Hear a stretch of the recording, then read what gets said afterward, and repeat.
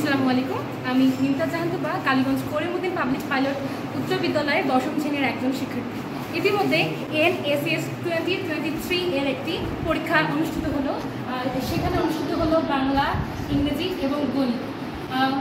আমার ভাগ্য অত্যন্ত খারাপ যে আমি প্রথমেই বাংলা পরীক্ষায় প্রশ্ন সংকট থাকার কারণে পরীক্ষা দিতে পারলাম না। তাই বাংলা সম্পর্কে কীরকম প্রশ্ন আসলো কিংবা কীরকম প্রশ্ন ক্যাটাগরি ছিল সেটা সম্পর্কে কোনো ধারণা আমার নাই।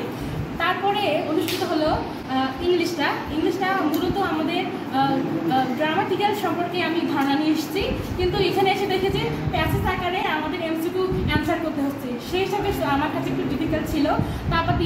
তারপর অনুষ্ঠিত হলো ম্যাথটা এসব আমি দেখতেছি যে সব আমাদের গুড বই ছিল, কিন্তু প্র্যাকটিসের অভাবে আমার মনে হচ্ছে এটা আমি আর একটু অনুশীলন করতে হবে না। তারপর দিয়েও ম্যাথে আমার কিছু প্রবলেম ফেস করতে হয়েছে আমাকে।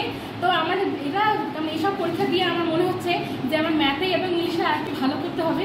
তারপর এই পরীক্ষাগুলো দেওয়ার পরে আমার আর একটা ধারণা হলো যে পড়াশোনা আরও, যেহেতু আমাদের SSC পরীক্ষার সামনে, তো আমাকে আরও পড়াশোনা জোরদার দিয়ে করতে হবে। এবং আমি এর মাধ্যমে আরও জানতে পারছি যে আমাকে এই পরীক্ষার মাধ্যমে আসলে আমরা খুব আমাদের মস্তিষ্ক এবং ব্রেনটাকে খাটাতে পারছি, এবং আমি কতটুকু পারবো কিংবা আমি কতটুকু নিজেই একটা সলিউশন করতে পারবো সেটার মাধ্যমে কিন্তু আমি জানতে পারছি যে আমি কতটুকু জ্ঞানী কিংবা আমার মস্তিষ্কে কতটুকু ধারণা আছে। ধন্যবাদ।